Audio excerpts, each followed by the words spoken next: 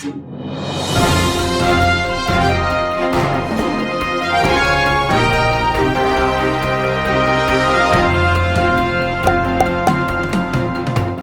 Of मानवता में दुनिया के सभी दर्शकों का बहुत बहुत स्वागत। मैं हूं गौतम राणे सागर, आपके सामने फिर उपस्थित हूं लेकर के कार्यक्रम आईना सच का।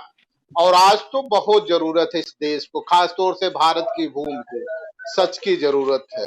बहुत दिन तक झूठ चला है। कुछ सवालात हैं, जिन सवालात को जानना है उनके जवाब ढूंढेंगे, अपने पैनलिस्टों के साथ ढूंढेंगे।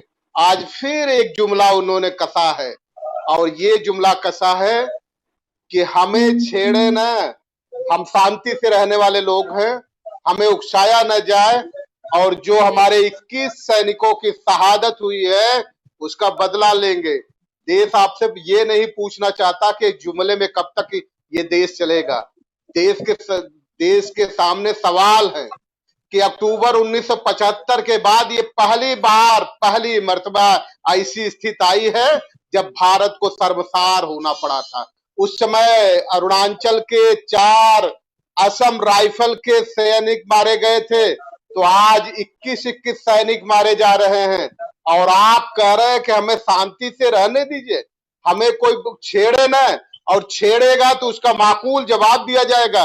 क्या आप जन्म पत्री अभी बनवाने जा रहे हैं क्या? माकूल जवाब देने के लिए जन्म पत्री लेके आएंगे, शायद पूछने जाने जा रहे हैं, सुदेश पूछने जा रहे हैं। क्यों ऐसा होता है कि जब चुनाव की घड़ी आती है, गुजरात में चुनाव होता है, तो फिर कश्मीर में जाते समय वहां यात्रियों के बम ब्लास्ट हो जाते हैं। देश में चुनाव होता है तो पुलवामा आ जाता है, दूसरी जगह चुनाव होते तो उरी हो जाता है, पठानकोट हो जाता है, और आज फिर हमारे सैनिकों को लद्दाख में ये स्थिति देखनी पड़ रही। आखिर इसका जवाब कौन देगा? आज आप कह रहे हैं कि विपक्ष की बैठक बुलाएंगे। उस समय विपक्ष की बैठक कहां गई थी जब आप पेंटागन के इशारे पे साउथ चाइना के सी में पार्टनर बनने की कोशिश कर रहे थे? तब आपको नहीं दिख रहा था कि विपक्ष कहां है? उस समय आप कहां थे जब अफगानिस्तान में अमेरिकी सैनिकों को सुरक्षित जाने देने के लिए भारतीय सैनिकों का आप सौदा कर रहे थे? तब कहां गए थे? तब विपक्ष आपको याद नहीं आया था? फिर उस समय विपक्ष नहीं आया, विपक्ष याद नहीं आया जब पहली मर्तबा अरुणाचल प्रदेश में घुसपैठ हुई, अरुणाचल प्रदेश में हमले हुए, घुसपैठ किया चाइना ने, तब किस सिर निद्रा में आप सोए थे? हमेशा कब तक जुमले बोलते रहेंगे? कब तक माकूल जवाब देने की ख्वाहिशें करते रहेंगे, लोगों को दिखाते रहेंगे? आज ये सवाल जरूर पूरा देश जानना चाहता है कि आप पूछिए, क्या भारत इतना कमजोर हो गया है कि चाइना छोड़िए, पाकिस्तान छोड़िए, श्रीलंका छोड़िए, अब तो नेपाल भी हमारे सैनिकों को कुड़की दे रहा, गोलियां चला दे रहा है? कितना कमजोर इस देश को बनाएंगे? बड़ा समृद्धशाली देश रहा है, समृद्धशाली इतिहास रहा है, गौरवशाली इतिहास रहा है। वास्तव में लोग कांपते थे 1962 के बाद, चाइना की हिम्मत नहीं पड़ती थी। 1975 और 67 में भी जब झड़प हुई थी तो इसका बड़ा खामियाजा भुगतना पड़ा था चाइना को भी। और आज वही फिर आप जो है शेख चिल्ली की कहानियां सुनाना शुरू कर दीजिए। ये देश शेख चिल्ली की कहानियों से नहीं चलता। मुंगेरी लाल के हसीन सपने मत दिखाइए, जवाब दीजिए, कौन सी हिम्मत आ गई नेपाल को कि वह भारत को आंख दिखाने लग जाए? कौन सी हिम्मत आ गई चाइना को कि आज वो हमारे 21 सैनिकों को शहीद कर दे? कौन जवाब देगा? ये जवाब जानना चाहता है। और आपका जो जवाब देने का तरीका है वो निराला तरीका है।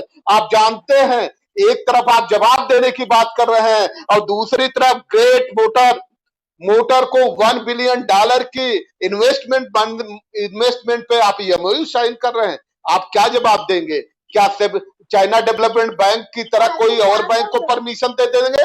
एग्जिम बैंक की तरह कोई और चाइना के बैंक को परमिशन दे देंगे? चाइना बैंक की तरह किसी और बैंक को परमिशन दे देंगे? आखिर क्या माकूल जवाब देने जा रहे हैं? क्योंकि आपकी धमनियों में लहू नहीं बहता, आपकी धमनियों में व्यवसाय बहता है, और इसलिए व्यवसाय की बात करते हैं। आप सभी पैनलिस्टों से यही समझने की कोशिश करेंगे, उनके इस डिबेट को ओपन करें उससे पहले आपसे दुनिया के दर्शकों को पैनलिस्टों से परिचय कराते हैं। हमारे बीच में नवाब अली अकबर साहब हैं। नवाब अली अकबर साहब जो हाई कोर्ट के एडवोकेट है, बेहतरीन एडवोकेट है। आपका वॉइस ऑफ मानवता के चैनल पे बहुत बहुत स्वागत है। मनोज यादव जी हमारे सपा के प्रवक्ता हैं, आपका वॉइस ऑफ मानवता पे बहुत बहुत स्वागत है। अभिषेक वाजपेयी जी जो आरएलडी के प्रवक्ता हैं, वॉइस ऑफ मानवता पे आपका बहुत बहुत स्वागत है। सबसे पहला प्रश्न लेकर के अशोक वाजपेयी जी हम आपके पास आ रहे हैं और आपसे जानना चाहते हैं, क्या 1975 में जिस तरह भारत इमरजेंसी के बाद कमजोर स्थिति में आ गया था, आज उससे भी ज्यादा, उस समय तो 4 सैनिक मरे थे असम राइफल के, तब भी बवाल हो गया था, और आज हमारे 21 सैनिक मरे हैं। आप उनको माकूल जवाब देने की बजाय ग्रेट मोटर्स के साथ $1 बिलियन की एमओयू साइन कर रहे हैं। आखिर ये क्या है, ये कहानी क्या है? ये देश नहीं बिकने दूंगा और देश की संपत्ति नहीं रहने दूंगा, यही है देश की शहादत, जो सैनिकों की शहादत है। क्या देश बर्दाश्त कर पाएगा और ऐसे कमजोर प्रधानमंत्री को बर्दाश्त कर पाएगा? अभिषेक जी। देखिए गौतम जी, जो आप बिल्कुल कह रहे हैं बिल्कुल वाजिब प्रश्न है आपका। आज की डेट में जो हमारे प्रधानमंत्री हैं, बहुत ही कह सकते हैं आप उसको कि इतने अक्षम प्रधानमंत्री हैं कि मतलब किसी रूप में भी उनको नहीं कहा जा सकता कि बहुत अच्छे प्रधानमंत्री हैं। अगर आप देखेंगे जब 1962 का जब युद्ध हुआ था, तब के समय में भी हमारे लिए चाइना प्रॉब्लम क्रिएट करता था और आज के समय में भी क्रिएट करता था, लेकिन हमने अपने दिन प्रतिदिन हमने नए स्टेप्स को आगे बढ़ाया, अपनी शक्ति को मजबूत किया ताकि चाइना कभी हम पर हावी ना हो सके। लेकिन जब से भारतीय जनता पार्टी की सरकार आई है, तब से उसने भारतीय जनता पार्टी की सरकार ने चाइना को अपने यहाँ पे निमंत्रण दिया। उसने चाइना ने क्या किया आज की डेट में कि उसने सारे जगह पे अपनी पैठ बना ली। पैठ बनाने के बाद क्या हुआ कि हमारे हर एक लूज पॉइंट को वो समझते गए। समझने के बाद आज उसका भुगतान हमने किया, क्योंकि गलवान में जहां पे यह घटना हुई है, वहां पे मैं आपको बता दूं कि 1962 के समय तब भी वो सबसे अहम किरदार अदा करता था और आज का भी किरदार अदा करता था। लेकिन चाहे पूर्व में जिसकी सरकारें भी रही हो और भारतीय जनता पार्टी की भी सरकार रही है, उसने इस बात से सबक नहीं लिया। या भारतीय जनता पार्टी वही सरकार है, जब लोगों से वोट लेना था तब उसने चीख चीख करके कहा कि हम देशभक्त हैं और देशभक्ति का पूरा हक अदा करेंगे। लेकिन देशभक्ति का हक ऐसा अदा किया कि हमारे जो जाबाज सिपाही थे, जो कर्नल थे, उन लोगों ने अपनी शहादत दी, अपनी वीरगति को प्राप्त हुए अपनी देश की रक्षा करते हुए।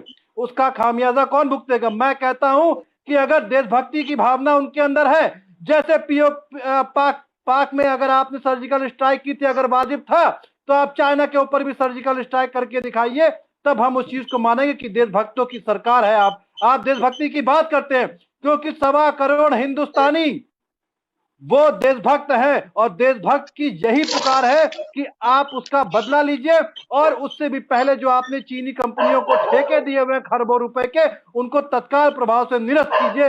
तब हम मानेंगे कि ये सरकार देशभक्ति वाली सरकार है, जिसके साथ पूरा विपक्ष साथ में खड़ा होगा। ऐसा मेरा अपना मानना है। जी सागर जी जी जी मनोज जी आपके पास आ रहे हैं और ये समझने की कोशिश कर रहे हैं कि ये जो कुछ भी गलवान वैली में चल रही है स्थिति, वो क्या फ्रेंडली फाइट चल रही है क्या चाइना और इंडिया के बीच में? क्योंकि फ्रेंडली फाइट वर्ड मैं इसलिए यूज कर रहा हूं कि एक तरफ आप उनके साथ व्यवसाय एमओयू पे एमओयू साइन करते जा रहे हैं और दूसरी तरफ देश के लोगों को शेख चिल्ली जैसे कहानी सुना रहे हैं कि हम इसका बदला लेंगे और माकूल जवाब देंगे। तो ये तो फ्रेंडली फाइट में ही संभव है। तो आपसे समझना चाह रहे हैं कि ये फ्रेंडली फाइट है या कुछ और है? मनोज जी। बिल्कुल राणे साहब, वो जो राहत इंदौरी जी की 2 लाइनें हैं, उन लाइनों से अपनी बात शुरू करूंगा। सरहदों पे तनाव है, क्या फिर कहीं देश में चुनाव है? निश्चित तौर पे इस सरकार ने इस बात को चरितार्थ कर दिया बिल्कुल पूरी तरीके से कि जब जब किसी प्रदेश में देश में चुनाव होने की बात आई, तो बॉर्डर पे खलबली जरूर मच गई। ये मतलब इस बात का पुख्ता सबूत होता जा रहा है कि जैसे कुछ षड्यंत्र के साथ ही ये सरकार इस तरह की चीजें करवा रही है। एक बात। दूसरी बड़ी बात है कि आखिर फ्रेंडली फाइट आप हमारे देश के जाबाज जवानों की मौतों की, उनकी शहादत पे अगर इस तरह की राजनीति अगर आप करने का प्रयास कर रहे हैं, तो ये मेरे ख्याल से इस देश के पूरे जितना भी इंफ्रास्ट्रक्चर है इस देश का, चाहे वो सामाजिक हो, राजनीतिक हो, आर्थिक हो, किसी भी तरीके का सेगमेंट हो, उसके लिए ये बहुत घातक साबित होने जा रहा है। क्योंकि जो आने जी वाली सरकारें जो रास्ता ये दिखाने की कोशिश कर रहे हैं, अगर इसका 20% भी दूसरी सरकारों ने अगर पालन किया तो एक चलन हो जाएगा। राणे साहब, आज भारत चारों तरफ से घिर चुका है। मैं इस बात को कहते हुए बिल्कुल भी शर्मसार नहीं हूं। क्या नेपाल जैसा देश और आपका चाइना हो गया और आपका श्रीलंका हो गया, सारे देशों से आपके रिश्ते ही नहीं पड़ोसी मुल्कों से अच्छे हैं, तो किस तरीके से आप दुनिया को क्या मैसेज देंगे? और चाइना लगातार इस बात की कोशिश कर रहा है कि जो मोदी जी अमेरिका की नीतियों पे चलने वाले या अमेरिकी सिद्धांतों को पूरी तरीके से अडॉप्ट करके जो राजनीति भारत में कर रहे हैं, उसका भी जवाब मुझे लगता है कि चाइना कहीं ना कहीं उस बात से भी खुन्नस खाके, क्योंकि भारत की जितने भी राजनीतिक दलों की सरकार रही है उनका झुकाव अमेरिका की तरफ बहुत ज्यादा कभी नहीं रहा है। वो अमेरिका के अगेंस्ट भले ना हुए हो, लेकिन अमेरिका के साथ बहुत बेहतर हमारा झुकाव, उसके बनस्पत हम रसिया के साथ रहे हैं, दूसरे देशों के साथ रहे हैं। लेकिन ये शायद कहीं ना कहीं मोदी जी की पॉलिसी है और रणनीति का हिस्सा भी। जो रणनीति इस वक्त मोदी जी कर रहे हैं देश में, जो राजनीति एक नई तरीके की राजनीति बना रहे हैं, उसका भी इसको हिस्सा ही मैं मान के चल रहा हूँ। जी जी। नवाब साहब, मैं आपके पास आकर के ये समझने की कोशिश कर रहा हूँ, क्या ये जो हैवानी सियासत है, कहते हैं कि जिनको भी आग लगाने का हुनर आता है वही हैवानी सियासत में नजर आता है, तो क्या ये हैवानी सियासत का दौर है और उस हैवानी सियासत की कामयाबी के लिए हमारे देश के शहीदों को, हमारे देश के सैनिकों को शहीद किया जाएगा? नवाब साहब जी, आप आपका वो कहना कि फ्रेंडली फाइट, पहले तो इस पे हम कहें कि यकीनन ये फ्रेंडली फाइट इसको कहा जा सकता है, क्योंकि जिस तरह देश की हालत होती चली जा रही है, तो लोगों का दिमाग उधर से हटाने के लिए, तो भाई जैसे अभी हमारे मनोज भाई भी कह रहे थे, हमारे सब प्रवक्ता लोग, तो दिमाग सबका डाइवर्ट हो जाए, जो हालात इस वक्त देश के चल रहे हैं। आप इससे पहले देखिए, जो चाइना बड़े प्लान्ड वे में चल रहा है, चाहे उससे पहले डुकलान वाला मामला रहा हो, तो उस वक्त भी कोई रिएक्शन ज्यादा नहीं हुआ यहाँ से अपने इधर भारत की तरफ से। तो जैसे वो हर तरफ, जब नेपाल की क्या हैसियत है कि वो आंखें दिखा रहा है कि वो नेपाल पे भी इस वक्त चाइना का पूरा होल्ड हो चुका है, श्रीलंका पे पूरा होल्ड हो चुका है। इस वक्त चाइना पूरे देशों में व्यापार बढ़ाता चला जा रहा है, लगभग 125-150 लोग देशों में वो अपना कर्जा बांटता चला जा रहा है, और भारत उल्टा कर्जदार होता चला जा रहा है। इधर मेरे ख्याल से 564 बिलियन, इधर एक साल के 1.5-2 साल में बिलियन डॉलर कर्जा भारत पे बढ़ गया है। तो ये चीज दिखा रही है जिस तरह से ये लोग उसका सामना नहीं कर पा रहे हैं या मिलजुल के कर रहे हैं काम। भाई आप देखिए, अमेरिका का भी कितना बड़ा 350 बिलियन डॉलर का व्यापार था इंटरनेशनल, जो घट के 253 आ गया, 250 आ गया, और यही इसका 100 था जो करीब 140 पहुंच गया चाइना का। तो ये बहुत प्लान्ड वे में जिस तरह से सब बढ़ा रहे हैं। इस वक्त हम अपने पूर्व प्रधानमंत्री इंदिरा गांधी जी की बात करेंगे, जिन्होंने कभी चाइना की तरफ पलट के देखा ही नहीं, कि अपने इतने बड़े प्रधानमंत्री काल में लगभग 16 साल या जितना ऐसे ही रहा होगा उनका, तो मतलब कभी चाइना का उन्होंने दौरा नहीं किया। वहां जब 71 में या 70 में अमेरिका गई और 71 में बांग्लादेश, पूरे दुनिया पे नक्शा बदल गया, वो अलग करके बांग्लादेश जब का युद्ध हुआ था, तो किस तरह से उस वक्त अमेरिकन बेड़ा आ गया, तो भी उन्होंने परवाह नहीं की उसकी, बिल्कुल कोई होगा आता खड़ा रहे, लेकिन वो पलट के चाइना नहीं गई। वही अपने प्रधानमंत्री है 4 बार वहां गए चाइना, उधर के राष्ट्रपति 3 बार आ गए, झूला झूल रहे हैं साथ मिलके बैठ के। उसके बाद किस तरह से चल रहा है, इसको फ्रेंडली फाइट ही कहा जा सकता है। जिस तरह आपने सभी हम लोगों ने, जितने हमारे लोग बैठे हैं, सब ने दोनों को झूला झूलते इंडिया में देखा होगा, किस तरह बैठ के झूल रहे थे। तो आप अब देखिए, जब पीवी नरसिम्हा राव जी गए थे और जो उस वक्त संधि पे हस्ताक्षर हुए थे, उस वक्त का आप देखिए वही संधि को ये लोग तोड़ रहे हैं इस वक्त। ये 2003 में शायद हुआ था, तब नहीं ना, वो जो भी ऐसे ही रहा होगा, 90s में था ये, जो नरसिम्हा राव जी गए थे। एक बार वो गए आपके राजीव गांधी जी भी 88 में या कब, हाँ ऐसे ही गए थे वो भी चाइना। लेकिन इंदिरा गांधी जी कभी नहीं गई, चाहे जितने बार वो कहा गया हो, लेकिन उन्हीं ने पलट के चाइना को दुश्मनी की तरह ट्रीट किया। उस वक्त आप देखिए, अभी 14 में जितना उसका व्यापार यहाँ भारत से था चाइना का, उससे कई गुना ज्यादा इतने दिन में बढ़ गया। आप वहां की कंपनीज को यहाँ के ठेके टेंडर, बड़े बड़े टेंडर L&T वगैरह के रिजेक्ट हुए जा रहे हैं। वहां के जो शंघाई की कंपनी है, उसको अभी अंडर टनल बनाने का ठेका हो रहा है। वहां की कंपनियों को तो बैन करना चाहिए कि हम इंडिया में उनको टेंडर ही नहीं डालने देंगे। इंडियन कंपनी नहीं कर पा रही है काम, बाहर की कंपनी कर रही है, वो भी चाइनीज कंपनी कर रही है। तो आप एक तरफ तो आप गले में बाहें डाले हैं और दूसरी तरफ ये दिखावा हो रहा है कि वहां अच्छा, कब उन्हीं ने 62 के बाद से चाइना कब चुप बैठा है? हमेशा कुछ ना कुछ हरकतें होती रही हैं बॉर्डर पे, जिससे उसकी नीयत क्लियर है कि वो कभी इंडिया का भला नहीं कर सकता। चाइना उसकी पूरी तरह से नीयत है कि किस तरह हम कब्जा करें। अब वो चाहे इस तरह मिलजुल के यारी दोस्ती करके पीठ में छुरी भोंकना चाहता है या कैसे चाहता है, आप देख लीजिए किस तरह से, चाहे वो नेपाल हो, चाहे श्रीलंका हो, चाहे इवन पाकिस्तान हो। पाकिस्तान में जो कॉरिडोर बन रहा है चाइना का, खरबों रुपया उसको पाकिस्तान को दे दिया, तो जिससे कभी पाकिस्तान उसका चाइना का साथ ही देगा, कभी ये नहीं होगा या श्रीलंका उसी का साथ देगा पाकिस्तान चाइना का, या नेपाल में बिल्कुल अपने बेस उनका तैयार कर लिया है। चारों तरफ से भारत को एक तरह से वो घेर चुका है और बड़े प्लान्ड वे में आगे बढ़ता जा रहा है। हम लोग इसलिए अपने भारत में इसकी बहुत कायदे से रणनीति बना के इसका सामना करना पड़ेगा और ये नहीं सोचना पड़ेगा कि हम दोस्ती चल रहे हैं। जी जी जी जी जी नवाब साहब, फिर नवाब साहब बड़ी अच्छी बात कह रहे थे। ये कह रहे थे कि आपको झूला झूलना है, झूला झूलिए। आपको गले में हाथ डालकर चलना है, आप चलिए। आपको अपने रिश्ते बनाने हैं, बनाइए। पर्सनल रिश्ते बनाने हैं, बनाइए। लेकिन सैनिकों की शहादत क्यों? सैनिकों को क्यों मरवाया कटवाया जा रहा है? सैनिकों को क्यों छूट दी जा रही है? और उनके सामने, और सबसे ज्यादा सैनिकों की अगर हत्याएं हुई हैं, हमारे पड़ोसी देश ने सैनिकों की हत्याएं की है, तो सबसे ज्यादा 2014 के बाद से ही हत्याएं हुई हैं। सैनिकों को शहीद होना पड़ा है। तो आखिर हमारे देश के जो सैनिक हैं, इतनी दुर्दशा इस सरकार में कैसे सैनिकों की हो सकती है, जबकि देश को उन पर गौरव है?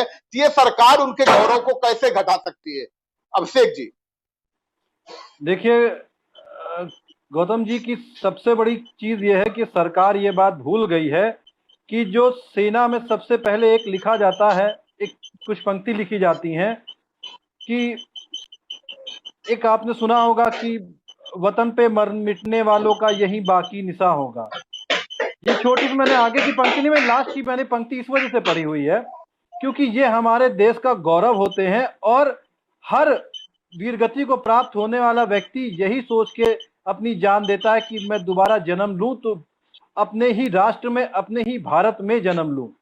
इस वजह से ये पंक्ति में कुछ ऐड की जाती है, लेकिन वो सरकार इस बात को भूल चुकी है। और इस वजह से भूल चुकी है क्योंकि ये सरकार सिर्फ कैसे भी चाहती कि सत्ता हमारे पास रहे, और सत्ता हमारे पास रहेगी तो वो अगर कहीं पे हार भी जाएगी तो खरोच फरोख्त करके काम चलता रहेगा। इन्होंने कोई भी मतलब नहीं है कि कैसे देश को सशक्त बनाना है, कैसे देश की सेना को सशक्त बनाना है, उसको आगे कैसे बढ़ाना है, कैसे रणनीति बनानी है। जैसे अभी हमारे मनोज भाई ने बिल्कुल बात सही कही थी, हम लोगों का, हमारे देश का कभी भी झुकाव अमेरिका की तरफ नहीं रहा है। सबसे परम मित्र हमारा रहा है वो रहा है रशिया, जो कि हमेशा हमारे कदम से कदम मिला करके हमारे साथ रहा और हर बुरे वक्त में हमारे साथ रहा है। यह सोचने वाली बात है। आज कभी भी होता है तो आप देखिए, अमेरिका को हम प्राथमिकता देते हैं लेकिन रशिया को हम बैकडोर से देखते हैं, उसको हम सबसे प्राथमिकता नहीं देते हैं। क्यों? रशिया हमारे सबसे मित्र देशों में से, आखिर क्यों नहीं हम उसको देखते हैं? उसकी शक्ति को हम क्यों नहीं देखते हैं? आपको यही बात मैं याद दिला दूं कि जब मुझे सन का याद नहीं है, लेकिन जब चाइना ने आग दिखाया था भारत को, तो रशिया सबसे पहले आया था और उसने भारत के साथ खड़ा था। यही अमेरिका था जब उसने तीखी टिप्पणी की हुई थी। यही अमेरिका है जो पाकिस्तान का साथ देता है, यही अमेरिका है जो आतंकवादियों का साथ देता है। और आज हमारे प्रधानमंत्री अमेरिकी लोगों के साथ बैठते हैं और भारत को कैसे और दुर्गति पे लाया जाए उसको ये देखते हैं। ये मेरा आरोप है, मैं बड़ी जिम्मेदारी से कहता हूं कि अमेरिका कभी किसी का नहीं हो सकता। वो ये हो सकता है कि कैसे किसी देश को और बर्बाद किया जाए। उसका वो जो अमेरिका जो देख रहा है वो भारत की मार्केट को देख रहा है, इस वजह से आज वो भारत के साथ है, अन्यथा वो भारत के साथ नहीं होता। पुराना इतिहास ये कहता है अमेरिका कभी किसी का सगा नहीं हुआ है। और बात जब सैन्य शक्ति की आती है, अमेरिका भी जानता है कि हमारी सैन्य शक्ति बढ़ रही है, इस वजह से वो कहीं ना कहीं दब रहा होता है। लेकिन अगर हम सिर्फ अमेरिका को साथ लेकर के चलेंगे तो कभी हम कामयाब नहीं होंगे। हमें रशिया को साथ में लेना पड़ेगा अपने साथ, जो कि हमारा मित्र देश है, तभी हमारा देश सशक्त हो पाएगा। और वहां की जनता को प्रेरित करना पड़ेगा कि हमारे आर्मी को और बढ़ाना पड़ेगा, तभी सशक्त हो पाएगा हमारा देश। सिर्फ नारों से काम नहीं होगा।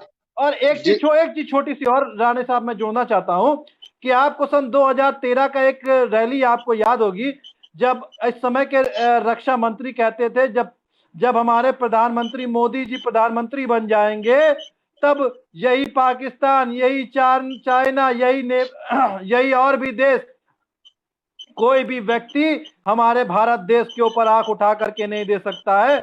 और जब से ये प्रधानमंत्री बने हैं तब से कितनी सारी घटनाएं हो चुकी हैं, ये सभी जानते हैं। जी जी अभिषेक जी, मनोज जी, हम आपके पास आ रहे हैं और ये समझने की कोशिश कर रहे हैं कि जिस तरह से हमारे देश के प्रधान सेवक जी ने बार बार ये कहा है कि सौगंध मुझे इस मिट्टी की, मैं देश नहीं बिकने दूंगा, और जिनको जिनको वॉरियर बनाया, और जो मिलिट्री के लोग थे, आज आलम यह है कि उनके पास कपड़े खुद खरीदने पड़ते हैं, शूज उनको खुद खरीदने पड़ते हैं। शूज पहले गवर्नमेंट सप्लाई करती थी, कपड़े गवर्नमेंट सप्लाई करती थी, और आज उनको अपने कपड़े, अपने ड्रेस खुद खरीदने पड़ते हैं। और जिस तरह से डॉक्टरों को भी वॉरियर घोषित कर दिया गया, डॉक्टरों के पास न पीपीई किट है, न N95 मास्क है, और न ही वेंटिलेटर वहां हॉस्पिटल्स में है। तो क्या यही आलम है क्या कि एक तरफ आप कह रहे हो कि चाइना को हम जब माकूल जवाब देंगे, तो माकूल जवाब देने के नाम पे हमारे देश के जो सैनिक हैं, जिन पे पूरे देश को गर्व है, उनकी शहादत होते रहने देंगे, और अनवरत शहादत 2014 से चल रही है। जबकि आप ये कहते थे कि कुछ लोग ऐसे हैं पाकिस्तान को माकूल जवाब नहीं देते, आंखों में आंखें डाल के बात नहीं करते, लव लेटर लिखते थे। तो आज क्या आप लव लेटर लिख रहे हैं क्या चाइना को? देखिए राणे साहब, इस देश में एक बड़ा षड्यंत्र चल रहा है और इस बात को मैं आपके चैनल के माध्यम से उन सभी दर्शकों को बताना चाहूंगा कि वो षड्यंत्र किसी से छुपा भी नहीं है। षड्यंत्र शब्द मैं दे रहा हूं।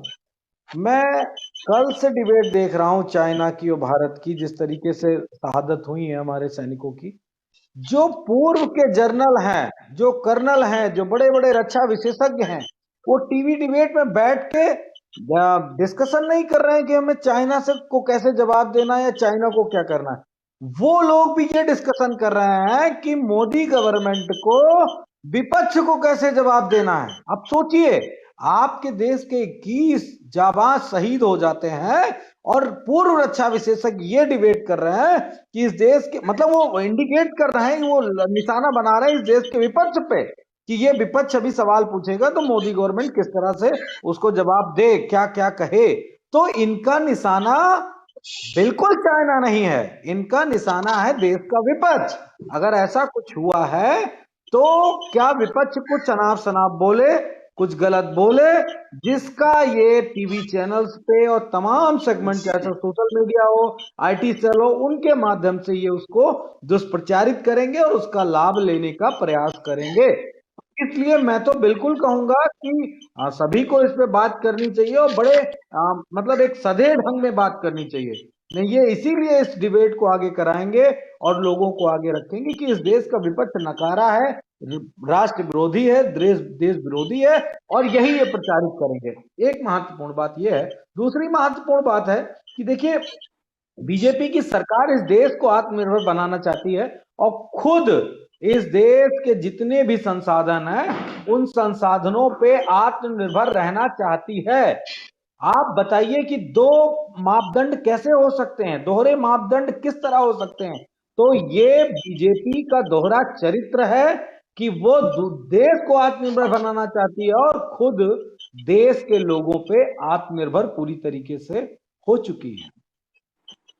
जी जी, नवाब साहब आपके पास आ रहे हैं और समझने की कोशिश कर रहे हैं कि आज हमारे देश के प्रधान सेवक ने, हम बार बार ये कहते हैं प्रधानमंत्री तो नदारद हैं, प्रधानमंत्री का या तो अपहरण हो चुका है या तो विलुप्त हो चुके हैं।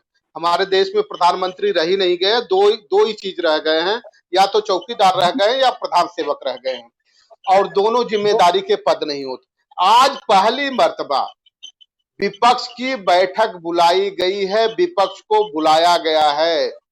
अब ये हम समझने की आपसे कोशिश कर रहे हैं कि जब सर्जिकल स्ट्राइक के नाम पे आप अपने पास बैठ करके आप ये कह रहे थे कि राडार जो उनके पास है वो राडार 300 लोग मारे गए थे, और 300 लोगों को इसलिए मारे जाने की पुष्टि हो रही थी कि उनके सिम कार्ड बिखरे पड़े थे, उसके लोकेशन से कर लिए। तो जब यह चाइना के सेनाएं आप हमारे पश्चिमी लद्दाख में आगे बढ़ रही थी, गलवान वैली की तरफ बढ़ रही थी, तब क्या आपका राडार वो पकड़ से दूर हो गया था क्या?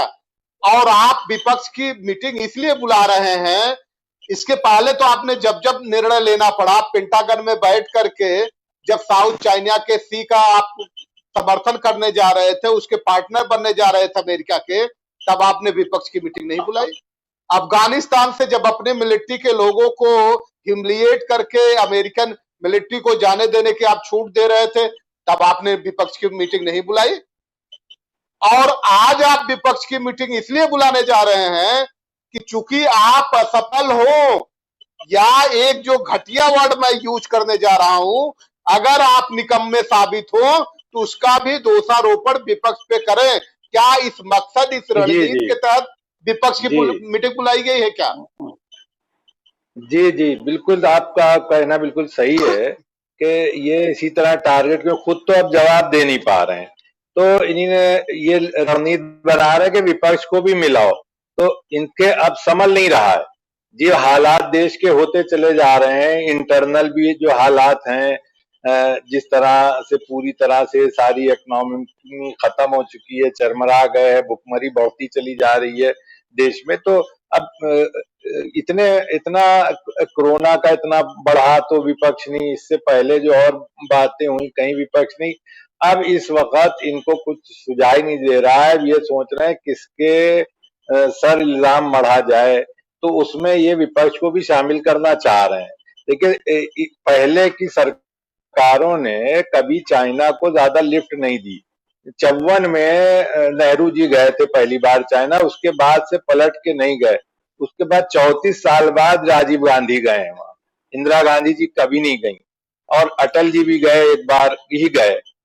लेकिन आप जिस तरह से देखिए, ये बार बार उसके चक्कर लगा रहे हैं चाइना के, और चाइना के भी राष्ट्रपति को बार बार बुला रहे हैं, जिससे इतनी गलबैयां कर रहे हैं, तो ये किस तरह से फ्रेंडली फाइट हो के अब जब देख रहे हैं बिल्कुल हाथ से संभल नहीं रहा है, हम विपक्ष को क्या, विपक्ष हुल्लड़ हंगामा न करे, हो सकता है इस नियत से विपक्ष वालों को बुला रहे हो कुछ समझाने के लिए कि भाई इसको कैसे निपटा जाए, राय मशवरा, यही कहेंगे कि हमने हो सकता है कि हमने सेना को फ्री हैंड छोड़ा और विपक्ष से बातचीत हुई, विपक्ष भी साथ खड़ा है। ऐसे मौकों पे विपक्ष भी यही कहेगा हम देश के साथ हैं, जो निर्णय लिया जाएगा वो साथ देंगे। विपक्ष भी क्या कह सकता है, इस वक्त राय देगा। राय आप मानते नहीं है विपक्ष की, कोई भी राय हो। जिस तरह अभी तक देखा जा रहा है, विपक्ष को तो खत्म करने ही का काम कर रहे हैं जब से सरकार में आए। जितना विपक्ष कैसे तोड़ा जा सकता है, कभी इतना विपक्ष को नहीं खरीद फरोख्त हुई है जितना विपक्ष को तोड़ा गया है। तो अब जाहिर सी बात है, कुछ बचा नहीं है तो विपक्ष को बुला के सबके माइंड डाइवर्ट करने की कोशिश की जा रही है। तो इसमें कोई नहीं। अब ये जो इनका बाकायदा समझौता जो पीवी नरसिम्हा राव जी का हुआ था ये 1993 में, तो वो तोड़ा गया है बाकायदा। ये जो अपने इन लोगों ने गोली चला के और यहाँ करके उस वक्त तय हो गया था कि ये सरहदें रहेंगी, वो समझौता हो गया था। उसको उनका समझौते का उल्लंघन किया है चाइना ने। आपको पलट के सख्ती से जवाब देना चाहिए था इसको, ना कि आप अभी इंतजार कर रहे हैं जवाब का, उसको कैसे जवाब दिया जाए। तो इससे ये लग रहा है कि आपका जो सीना 56 इंच का आप कहा करते थे वो अब 23 इंच का हो गया। मतलब यहाँ पे तो इसलिए साबित होता है कि हमारा कमजोरी बढ़ती जा रही है, जैसे लग रहा है। देखिए, ये बार बार बात उठ रही है कि मिलिट्री के बजट को बढ़ाया जाए, जबकि मिलिट्री के बजट को कर्टेल किया जा रहा है। और जो एनपीए हैं उसमें बजट को ज्यादा से ज्यादा कंज्यूम किया जा रहा है या इंजेक्ट किया जा रहा है। और हमारे देश के एक मर्यादा पुरुषोत्तम हैं, जिन्होंने बकायदा रैलियों में ये कहा था कि जो सरहदों पे सैनिक हैं उनसे ज्यादा खतरा मोल इस देश के व्यवसायी उठाते हैं। तो उन व्यवसायियों को सुरक्षित करने की पहल तो चल रही है। सेना में जब आपके पास इक्विपमेंट ही नहीं होंगे, हथियार ही नहीं होंगे, सेना के लोगों को प्रॉपर सुविधाएं नहीं होंगी, तो वो किस आधार पे दुश्मन देश से लड़ेंगे, ये हम समझना चाह रहे हैं। अभिषेक वाजपेयी जी, ये शरारतन क्यों सेना में कटौती की जा रही बजट में?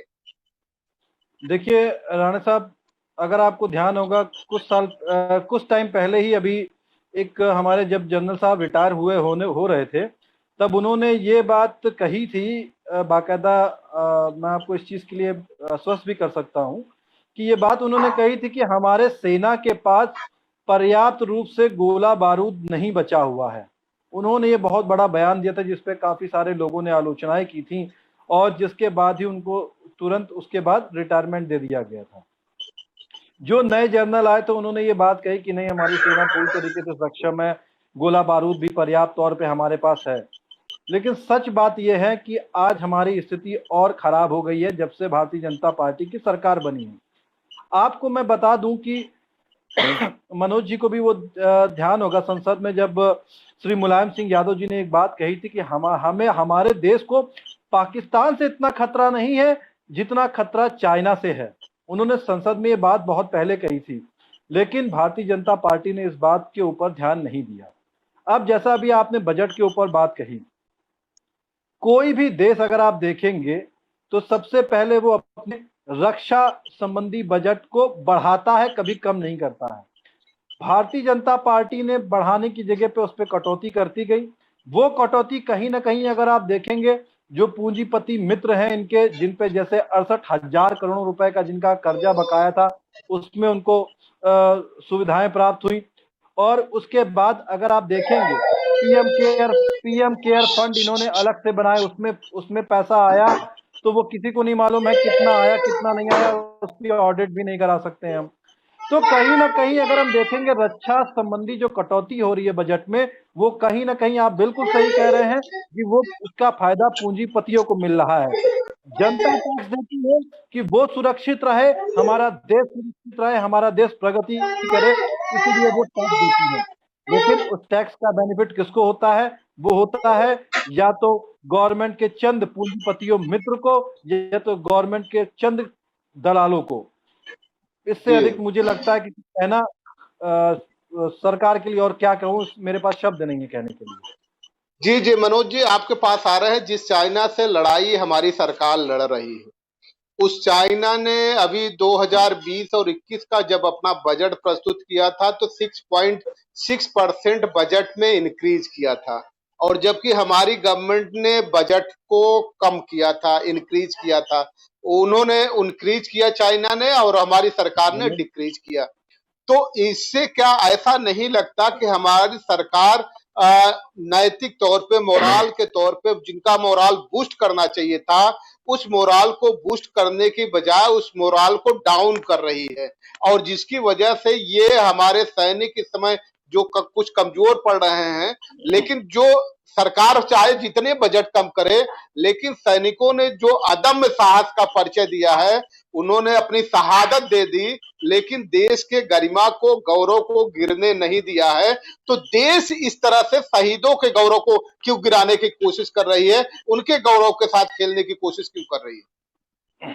देखिए राणा साहब, मैं व्यंग्यात्मक रूप से एक बात कहना चाहूंगा कि पूर्व की सरकारों ने, भारत में जो भी सरकारें रही, चाहे वो थर्ड फ्रंट की रही हो या कांग्रेस की रही हो या कांग्रेस और थर्ड फ्रंट के साथ रही हो, उनके पास कोई ऐसे सांसद नहीं हुआ करते थे जिनके पास मंत्र से या श्राप देने से विपक्षी देश को कमजोर किया जा सके। लेकिन जब बीजेपी की सरकार बनी तो इनके पास कई सांसद, कई नेता ऐसे आ गए जो मंत्रों से विपक्ष को, विपक्षी देश को कमजोर कर देते हैं।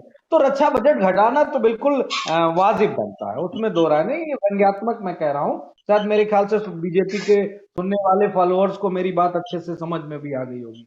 देखिए, इस सरकार का मेन एजेंडा है व्यापार के चार घरानों के, इनके चार यार। अगर उन यारों को नुकसान है तो इस देश को नुकसान है, उन यारों को फायदा है तो देश की जीडीपी बढ़ रही है, उन यारों को अगर कुछ करना है तो वो नवाब शरीफ से भी मिल लेंगे, उन यारों के लिए कुछ करना है तो वो जिनपिंग से भी मिल लेंगे। कोई नहीं बचेगा उन यारों के लिए। ये सरकार जो कसर रखेगी, सबको पता है कि किस किस तरीके से सरकार ने काम किया। मैं उस घटना का जिक्र करता हूं 2012 में इसी कच्छ जिले में, गुजरात से, जहां मोदी जी एज ए मुख्यमंत्री, अडानी पावर ग्रुप का बिजली का प्लांट तैयार खड़ा था। कांग्रेस की सरकार ने उनको पाकिस्तान बिजली सप्लाई के लिए परमिट नहीं किया, क्योंकि हमारे रिश्ते पाकिस्तान से इतने अच्छे नहीं है कि हम कोई परमानेंट बिजनेस उससे कर सके। कच्चे माल का आदान प्रदान होता है, लेकिन मोदी जी ने देश को क्या बताया, क्या दिखाया, और अडानी के पावर प्लांट, जिससे हजारों करोड़ रुपए महीने का अडानी को आता है, पाकिस्तान को बिजली की सप्लाई हो रही है।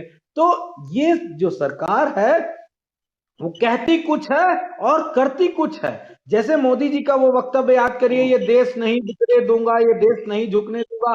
तो इसको अगर पूरे रूप से आप समझने की कोशिश करेंगे तो मोदी जी का ये एक चेतावनी होती है, देश को बताना होता है पहले कि मैं देश बेचने जा रहा हूं और देश को झुकाने जा रहा हूं। वो एक तरीके से पहेली बुझाते हैं, कहने की कोशिश करते हैं, बताने की कोशिश करते हैं जनता को कि मैं ये करने जा रहा हूं, लेकिन कह मैं ये रहा हूं। क्योंकि उनको टेस्ट करना रहता है बीच बीच में कि जनता का क्या मूड है, मैं बोलूंगा तो क्या बोलेंगे, सोशल मीडिया पे क्या रिस्पॉन्स आ रहा है, वो सब कुछ नाप तौल के तभी राणे साहब वो बातों को सामने लेके आते हैं। लेकिन ये सरकार पूरी तरीके से अपने पड़ोसी मुल्कों से, शानदार रिश्ते जिनके साथ हमारे थे, उनसे रिश्ते खराब करके अपनी सीमाओं को, हम पहले से सुनते आ रहे हैं कि पाकिस्तान एक ऐसा बॉर्डर था जहां से हमारा जवान शहीद होके आता था, बाकी कोई ऐसा बॉर्डर नहीं था, चाहे वो बांग्लादेश का हो, चाहे नेपाल का हो, चाहे चाइना का हो, किसी भी 62 के बाद से और तमाम सारे जो आपने आंकड़े प्रस्तुत किए उसके बाद से कोई भी एक आध ऐसे आंकड़े नहीं आए। लेकिन ये सरकार ऐसी स्थितियां बना रही है कि इस देश के शानदार नौजवान जो देश सेवा के लिए गए वो शहीद हो, और वो शहीद होके अपने घर, उनकी वो शहादत की गाथाएं लिखी जाए, और इनकी सरकार देश की राष्ट्रभक्ति के और देश दुश्मन देशों से उसके कारण इनकी सरकार स्थापित बनी रहे। इसके अलावा मुझे नहीं लगता कि इनका कोई दूसरा एजेंडा है। जी जी मनोज जी, नवाब साहब आपके पास आ रहे हैं और समझने की कोशिश कर रहे हैं कि किस तरह से मुद्दे को डाइवर्ट किया जाता है, डायलूट किया जाता है। हमारे जिस तरह से सभी पैनलिस्ट बात कर रहे थे, दो नाम आपके सामने रखना चाहेंगे, एक नीता अंबानी का और दूसरे हमारे यहाँ गली ओल्ड मैन हैं जो कभी हमारे देश के सीजीआई हुआ करते थे, चीफ जस्टिस ऑफ इंडिया हुआ करते थे। आज 2 दिन से आज दो उनके ट्वीट देखने को मिले हैं और पहला ट्वीट भी यही था, ये लब्बो लबाब उनका ये कहना था कि पहला ट्वीट ये था उनका कि जो हिंदू हैं, हिंदू जय श्री राम कह करके अपने सक्रिय होने की गवाही दे। और दूसरा भी ट्वीट यही उनका था कि वंदे मातरम, जितने भी हिंदू हैं वो वंदे मातरम और जय श्री राम उद्घोष करके ये बताएं कि वो पूरी तरह से सक्रिय हैं, जागरूक हैं कि नहीं है। दूसरा नीता अंबानी का एक ट्वीट अभी पढ़ा हमने, इसको इसलिए यहां कनेक्ट करने की कोशिश कर रहा हूं कि गेम आखिर होने क्या जा रहा, देश समझे तो सही। नीता अंबानी का ट्वीट आया है कि करण जौहर और किंग खान के फिल्मों का हमने बहिष्कार किया है, देश के लोग जो जो बहिष्कार करना चाहते हैं वो बहिष्कार लिख करके अपना सपोर्ट पेश करें। तो जहां देश के सैनिकों की बात करनी चाहिए थी, देश के सैनिकों ने जो शहादत दी है उन पे बात करनी चाहिए थी, उनको क्या क्या कमी रह गई उस पे बात करनी चाहिए थी, उनको किस तरह से मजबूत किया जाए, चाइना को किस तरह से खदेड़ा जाए, चाइनीज सैनिकों को खदेड़ा जाए, उस पे बात करने की बजाय दो महत्वपूर्ण लोग हैं। मैं इनको गली ओल्ड मैन इसलिए बोल रहा हूं, कितना घटिया वर्ड। कोई चीफ जस्टिस ऑफ इंडिया जब रिटायर हो जाता है, उसके रिटायर होने के बावजूद इतनी गरिमा उसकी बनी रहती है कि जब कोई शब्द बोलता है तो वो बड़ी गंभीरता से लोग उसको सुनते हैं और ये कहते हैं कि सुप्रीम कोर्ट का कोई जज बोल रहा है। ये ट्वीट अभी उठा करके पढ़ लीजिए, तो ये ट्वीट निश्चित तौर पे गली बॉय के अलावा कुछ नहीं होता। तो क्या ये माइंड को डाइवर्ट करने की कोशिश हो रही क्या, एक तरफ विपक्ष की मीटिंग बुला करके और दूसरी तरफ इन दोनों को लगा करके? जी, ये चीज हमने उस वक्त भी कही थी कि सारा, ये हमने पहले भी कहा था कि सारा माइंड डाइवर्ट करने का खेल चल रहा है।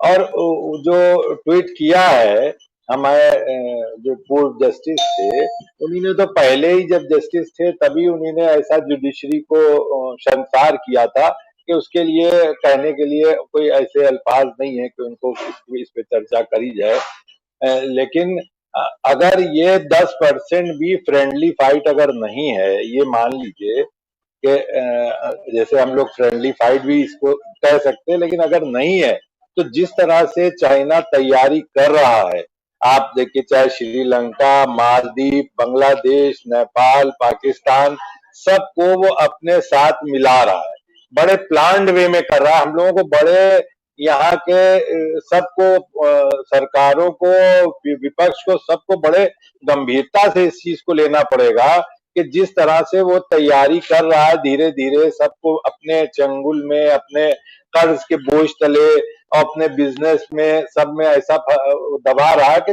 सब उसके लिए पूरी तरह से रास्ता हमवार कर रहे हैं और चारों तरफ से अपना देश को घेरने की तैयारी कर रहा है। तो इस पे बहुत सीरियसली व्यू लेना चाहिए।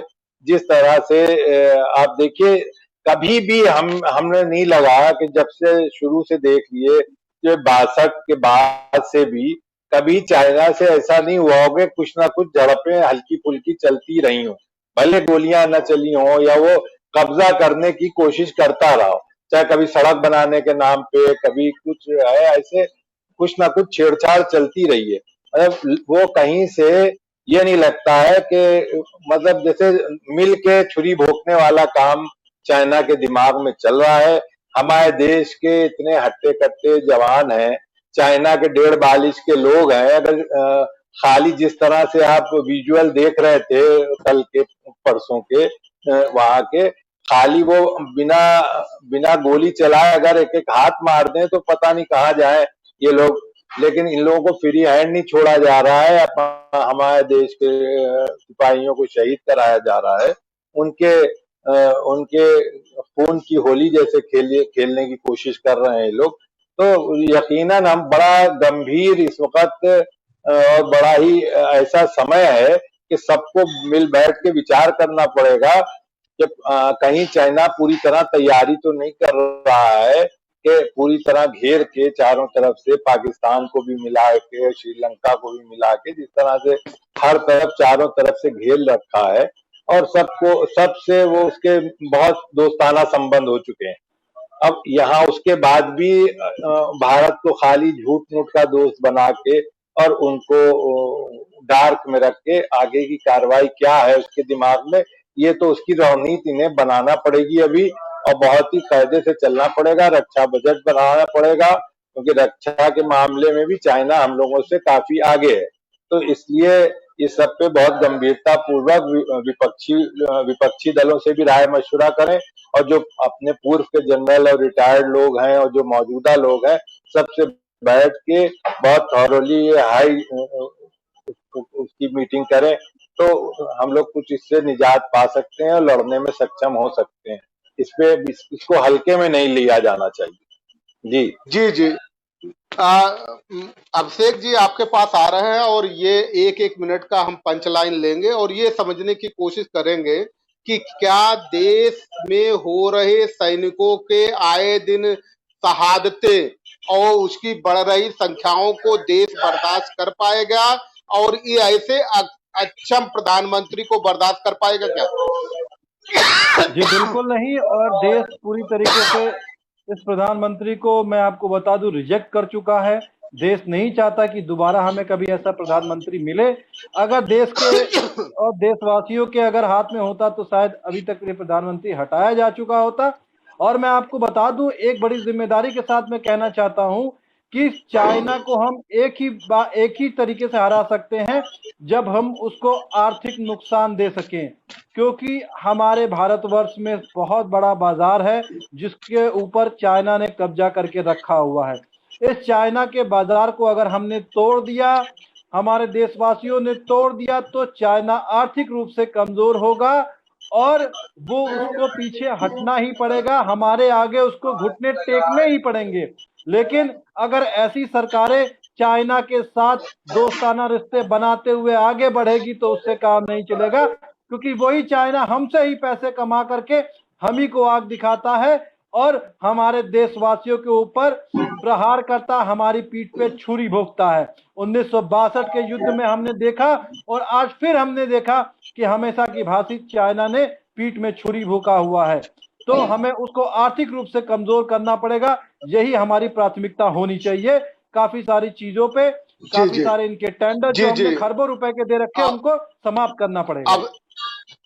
अब जी जी मनोज जी आपके पास आकर के यही समझने की कोशिश करते हैं कि भारत को, देशवासियों को, मजदूरों को जितनी तकलीफ आपको देनी थी उन्होंने सह लिया, लेकिन क्या ये देश उन सैनिकों की शहादतें बर्दाश्त कर पाएगा क्या? और नहीं बर्दाश्त कर पाएगा तो ऐसे अक्षम प्रधानमंत्री को जाना चाहिए या नहीं जाना चाहिए? मनोज जी। मनोज जी, नवाब साहब हम आपसे ले लेते हैं। मनोज जी का शायद संपर्क टूट गया है, तो यही प्रश्न आपसे भी है कि ऐसे अक्षम प्रधानमंत्री को जाना चाहिए या नहीं जाना चाहिए? नहीं, यकीनन ये देश की अगुवाई करने के लायक नहीं है, अब बचे हैं।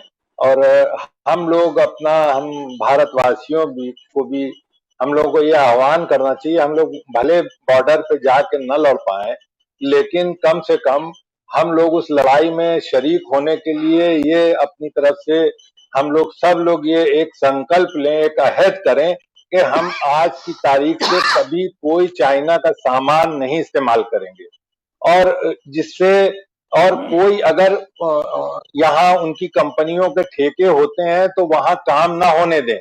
सब लोग मिलके वहां के काम रोकें। उनके अगर सरकार नहीं रिजेक्ट कर रही है उनके काम, तो यहाँ की जनता को आगे आना पड़ेगा और चाइना से इसी तरह लड़ने का काम करेगा जैसे कि हम लोग बॉर्डर पे लड़ रहे हैं। यही तरीका है जो हम लोग चाइना से लड़ सकते हैं। सभी लोग देशवासियों को एक होके आना पड़ेगा और सबको एक एक चाइना के सामान प्रोडक्ट का बहिष्कार करना पड़ेगा, और जो है उसको बिल्कुल जैसे गांधी जी ने मूवमेंट चलाया था कि विदेशी की सब जलाया था, ऐसे यहाँ भी करना पड़ेगा। और इस तरह नहीं करेंगे तो हम लोगों को आगे अपने देश को बहुत आसान लड़ाई नहीं होगी, बहुत मुश्किल घड़ी का सामना करना होता है। जी मनोज जी, आवाज आ रही है आपको? मनोज जी का संपर्क टूट गया है। ये लब्बो लवाब हम लोगों ने जो बात की है, हमारे विद्वान जो पैनलिस्टों ने अपनी बात रखी है, उस बात रखने के दरमियान तो ये बात तो उभर करके आई है। सरकार तो ये दिखा रही है कि 4,30,000 का जो बजट हमने 2019 और 20 के लिए रखा था, उसमें हमने बढ़ोतरी की है, बढ़ोतरी करके 4,84,000 किया है। लेकिन ये केवल कागज के पन्नों पे ही सुहाने बजट हैं, क्योंकि जो सुविधाएं मिलिट्री के लोगों को मिल रही थी, वो सुविधाएं कम हुई है। अगर बजट में बढ़ोतरी की गई होती तो सुविधाएं कभी कम नहीं होती। देश आज इस तरह से जो माहौल है, देश के हमारे सैनिकों की जो पूरी तरह से चाइना उनको बदसलूकी के साथ उनके साथ पेश आ रहा है, वह बदसलूकी देश बर्दाश्त नहीं कर पाएगा, और देश के सैनिकों की शहादत ये देश बर्दाश्त नहीं कर पाएगा। और उसके देश बर्दाश्त करने से पहले इन शेख चिल्लियों को भी लोकतंत्रात्मक आधार पे हटाने की कोशिश करेगा, क्योंकि अब देश किसी भी कीमत पे गरीबों की, मजदूरों की तकलीफों को सह लिया है, और लोगों की तकलीफों को सह लिया है, एक एक नागरिकों की तकलीफों को सह लिया है। लेकिन जो देश की हिफाजत के लिए सरहदों पे खड़े इस देश के सैनिक हैं, उनकी शहादत और उनके साथ हो रही बदसलूकी को ये देश बर्दाश्त नहीं कर सकता। उनकी शहादतों को यूं ही जाया नहीं जाने देना चाहता। इसका मतलब ये है कि 1975 में अगर इमरजेंसी के बाद भारत की सरकार कमजोर हुई थी, ये दूसरे पड़ोसी देशों को लगता था, तो आज पड़ोसी देशों को ये लगने लग गया है कि ये सबसे कमजोर सरकार है, इसलिए कमजोर सरकार को इस्तीफा दे करके राष्ट्रीय सरकार गठित करके चाइना को मुंह तोड़ जवाब देना चाहिए। और जो झूला झूलने का, आपका गलबैया करने का जो तरीका है, उसको बंद करिए। कि आपके जो भी अपने व्यक्तिगत संबंध हो, नवाब साहब ये एक बात को कह रहे थे कि हमें हर चीज बायकाट करना पड़ेगा। इतना आसान नहीं है हर चीज बायकाट करना। आपकी जेब से लेकर के आपके घर में हर चीज चाइना का उपलब्ध है। आपके दैनिक क्रियाओं में जितनी भी जरूरतें की सामान है, हर जरूरत के सामान में चाइना पूरी तरह से घुसा पड़ा है। उनका इतना विरोध कर पाना मुश्किल है, क्योंकि अगर चाइना का विरोध करना है तो 400 स्टेशन को रीडेवलपमेंट किया गया जाने वाला है, जिसमें अभी 23 किए गए हैं। उस 23 में मलेशिया की कंपनी को लाया गया है, लेकिन अभी 400 किए जाने हैं, उसमें चाइना को लाया जाएगा। और आपको हमने बताया ही कि किस तरह से ग्रेट मोटर को यहाँ परमिशन $1 बिलियन की अभी दे दी गई है। $2 बिलियन का उनका बजट है, वो खर्च करेंगे। महाराष्ट्र पुणे में उन्होंने अपनी फैक्ट्री स्थापित करने के लिए बकायदा एमओयू साइन कर लिया है। एक तरफ बार बार एमओयू करते जा रहे हैं, और दूसरी तरफ आप ये कह रहे हैं माकूल जवाब देंगे। तो माकूल जवाब क्या उनको व्यवसाय दे करके देंगे? इस देश को गिरवी रख करके देंगे? आप कहते हैं कि देश नहीं बिकने देंगे, हम भी मानते हैं, देश आप बेच नहीं सकते, देश नहीं बिकने देंगे। वो एक उसी तरह जैसे एक कोई गाड़ी हो, उसकी चेचिस आप अपना रखेंगे, कभी इंजन बेच देंगे, कभी सीट बेच देंगे, कभी स्टीयरिंग बेच देंगे, कभी उसका पहिया बेच देंगे, ऐसे डेली रोज बेचते रहेंगे, लेकिन वो चेचिस संभाल करके रखेंगे। अब देशवासी इस देश की जो गाड़ी है, तो इस देश की गाड़ी का न पहिया बिकने देंगे, न चेचिस बिकने देंगे, न गियर बिकने देंगे, न लीवर बिकने देंगे, और किसी भी तरह से शेख चिल्लियों को अब ज्यादा नहीं बर्दाश्त करेंगे। आप सभी, समय हमें इजाजत नहीं देता, आप सभी मेहमानों से हमें विदा लेना होगा। सभी मेहमानों को वॉइस ऑफ मानवता के साथ जुड़ने के लिए बहुत बहुत धन्यवाद। आप सभी का शुक्रिया। आप सभी से विदा लेते हुए, दुनिया के दर्शकों से विदा लेते हुए, सभी को नमस्कार, सत श्री अकाल, सब्बा खैर, जय भीम, नमो बुद्धाय, खम्मा गढ़ी।